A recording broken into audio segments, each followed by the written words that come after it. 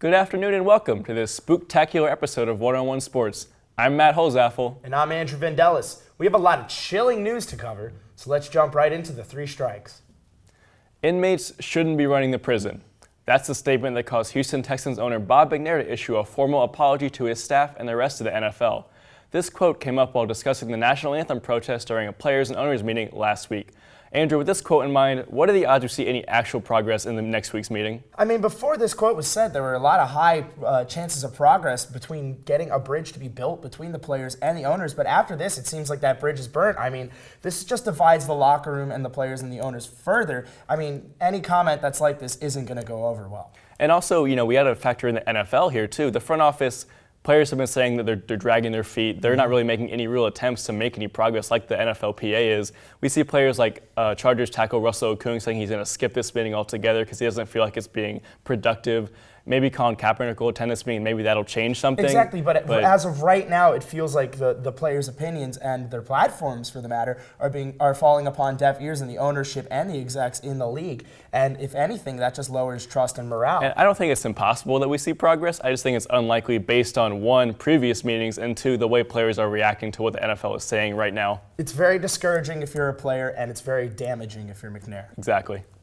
Many consider this year's NBA draft class the best in recent memory.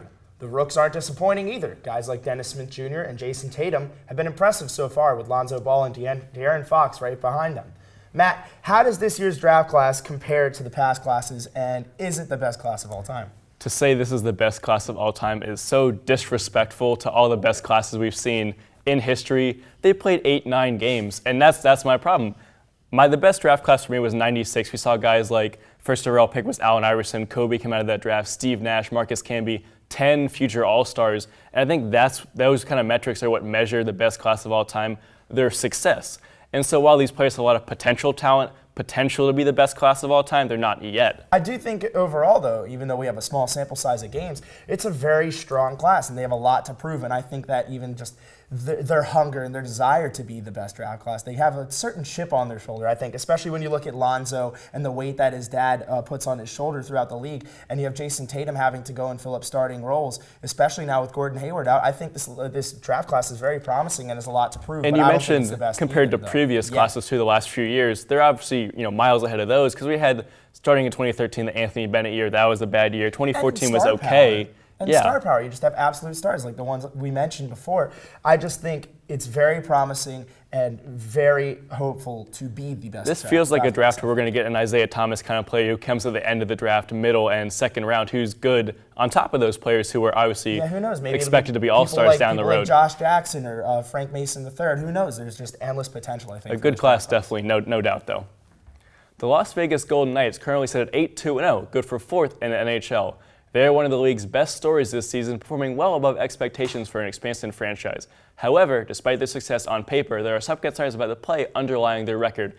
Andrew, since it's Halloween, is the Golden Knights' success a trick or a treat? Oh my God, an absolute treat. Anytime an expansion team comes into the league and does well, regardless of the sport, nevertheless the NHL, it's just perfect for the league.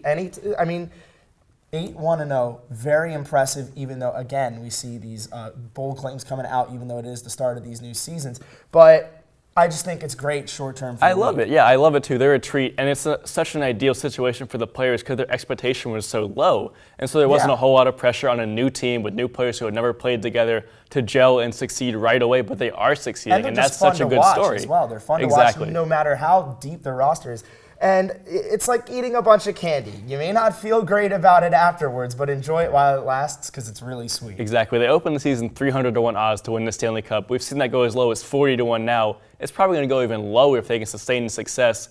And we're getting all these, there's not even that many huge name players, obviously, with the expansion draft bringing players in. So they're getting the success from players who we might not have expected with their former teams, They've definitely been a treat to watch, so we'll have to see if they keep it up in a competitive NHL league. Agreed.